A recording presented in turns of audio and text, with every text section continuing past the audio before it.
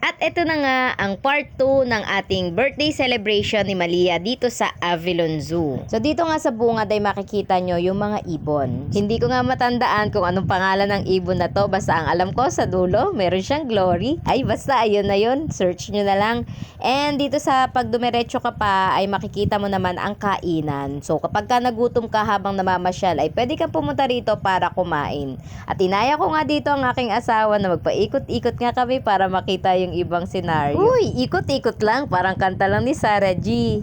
Ay sus, Gina. And pag diretso mo nga rin dito ay makikita mo ang mga souvenir na pwede mong mabili. Ayan, isa-isa yan nakalagay dyan. May mga presyo. Kaya ikaw na lang ang bahala kung bibili ka o hindi kapag nakita mo na yung presyo. Basta, kailangan meron kang budget para dyan. And may nakita kami dito, pwede ka makipag-picture dahil meron ditong mermaid na pwede mong ilagay yung mukha mo dyan para magmukha ka namang mermaid. At ang ating birthday celebrant ang nagsimula para magkaroon ng picture dito. Bebe. Attitude and mermaid. Attitude ng mermaid. Musdot ang mermaid ta. At tinawag na nga siya ni Ate Zia para maglaro. Iba't ibang ang figurine ang makikita mo dito. Kaya kung mahilig ka sa mga gantong figurine, ay halya, dito ka na sa Avilon Zoo pumunta. Yung mga kapatid natin, oh. Mama? Dada. At tuluyan na nga namin nakita yung aming mga kapatid dito lang pala sa Avilon Zoo makikita. Akala namin kung saan na napunta. Huy, joke lang po.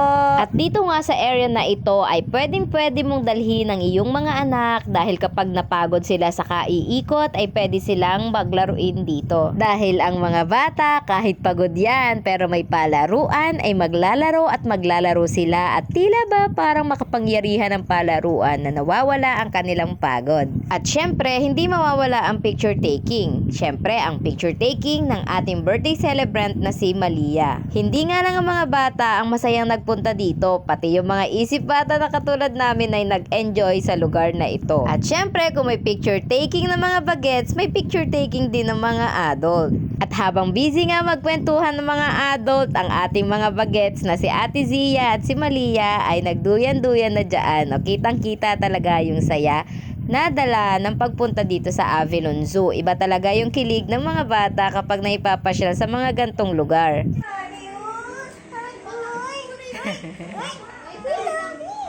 At sabi ko nga kanina, hindi lang bata ang nag-enjoy, pati ang isip bata. Smile! 1, 2, 3.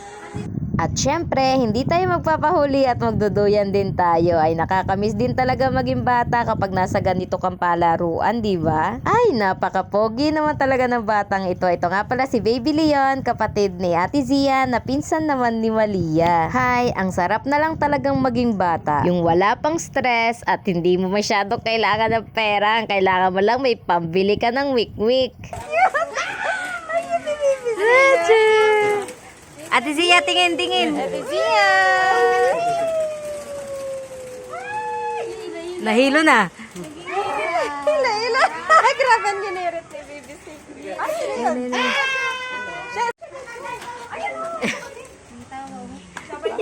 Ayan o, dito oh. Dito may apat dito.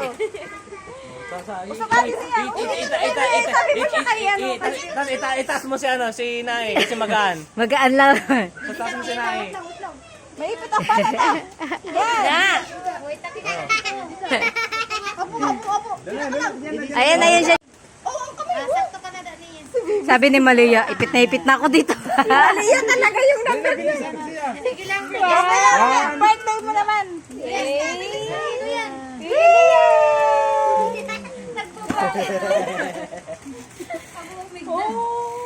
Natatakot yan si Baby Leo. Tuwan-tuwa siya eh. Ay, ate, ba't? Natatakot yan si Baby Leo, no? Kasi botchok lang ang nag-i-enjoy.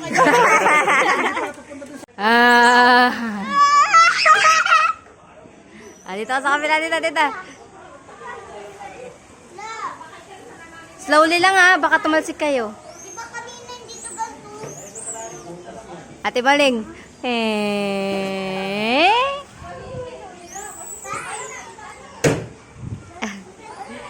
Nasa likod ako ni Ate Sia. Ate Sia naman, Ate Sia. Tingin dito, tingin dito.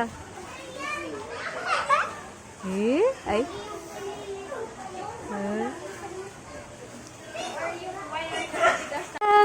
Watsag! Tuwan-tuwa, oh. Yan ang gusto. Sige, one more. Mungkod ko na lang. Opo. Yan. Hawak ikaw, hawak. Hawak. Awit, Ben. Hawak. Umuulan nga ng panahong ito, kaya nga sabi namin, naku, baka magkasakit kami. Pero syempre, hindi namin sasayangin ang araw na ito para naman kami ay makapaglibot-libot dito sa Avilon Zoo. Tara at ituloy natin ang ating pag-iikot dito sa Avilon Zoo. At dito tayo pumasok sa madaming nagkalakihang mga puso at paru-paro. Oh, araw na ng mga puso dahil February na ngayon.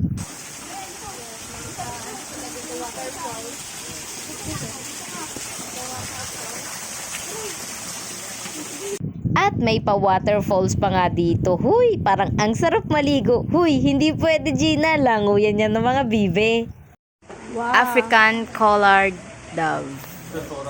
African na tokmuli ng samon. Ay, ginalasti ko na mo sa ano man dati. Ay, maayo ka ano. Ano kaya niya sa akin, Jen? Kuro-kuro. Kalapati. Wala, yun ang kuro-kuro. Kuro-kuro na yan. Masarap adubuhin yan. Ay, yan lang. Ado, puro pulutan. Ayoko daw. Hindi kasi yung ginagawa sa amin, ninanguhi ko kasi ginagawa Puro pulutan. Day. Eh, kahit sino naman matatakot pag ganito kalaki daga. May isda din doon. Isa lang. Aray ko. Ah.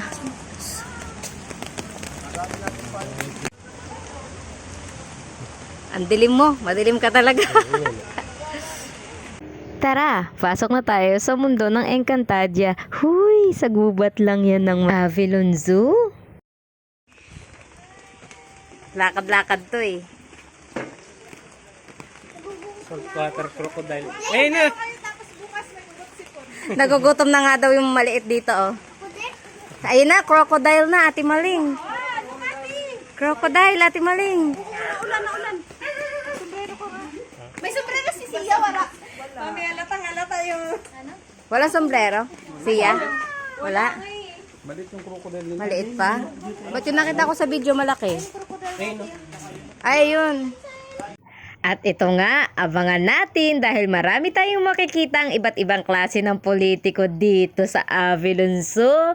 Ang dami nga kasi ditong buhaya. O, isa-isa natin tingnan. Pumili ka na nga lang kung sino ang iyong iboboto kasi iba-ibang klase nila pero pare-pareho sila. Nakakatakot at masyadong agresibo. O, boboto ka pa ba? O sige, pili ka na dyan kung sinong iboboto mo. Huy, ano ka ba, Gina? Crocodile man yan. Ay, seryosohan na tayo. Nakakatakot talaga ang mga crocodile. Iba't ibang klase nga ng crocodile yung makikita natin dito. Mayroong parang kahoy, meron namang sobrang kapal ng balat, merong itim, merong brown, merong yellow. Gaya nito, parang kahoy lamang. Parang kahoy. Ayun o, parang kahoy lang. Ayun o. Ayun o.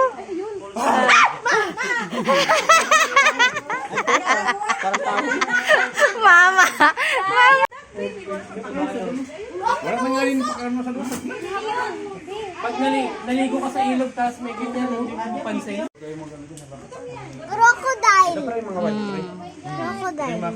Ayun na, Philippine ano. Freshwater crocodile.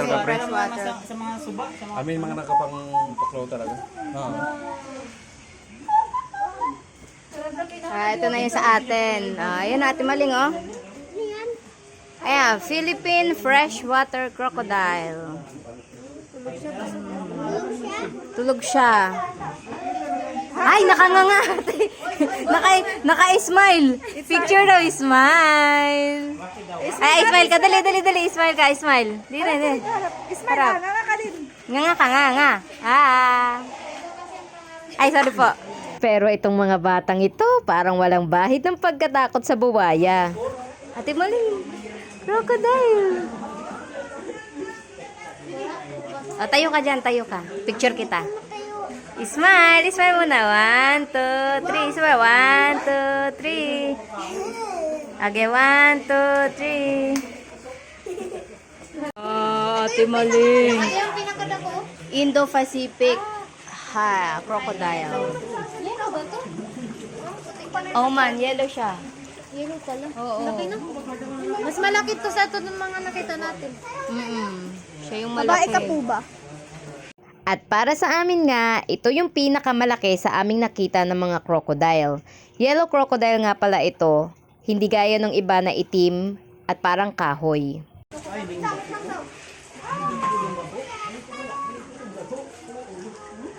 Ang haba niyang bunganga niya. Wala ba pangalan?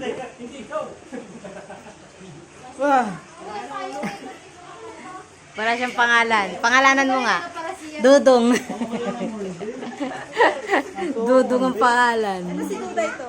Ang laki. Laki no? Ayan oh, sobrang laki oh. Yellow crocodile. Kain niya. Sobrang laki oh. Kaya nang kumain ng tao yan. Para kaya niya lulukin ng isang tao. Oo. Saltwater crocodile. Ay, ang laki. Ang laki. Sino ka nag-aalaga niya? Pot, ang laki pot. Ang laki. Pag nawala ba sa ko gakuhan mo dito? Saltwater crocodile. Pero wala siya sa water. Bakit wala sa bato? Baka yan talaga siya. Ininom na niya. Pero dito may tubig. Ay, dito siya nag-aano. Lumakad lang siya doon. Baka Tara, samahan nyo kami sa aming part 3 dito sa Avilon Zoo. Maraming salamat sa panonood!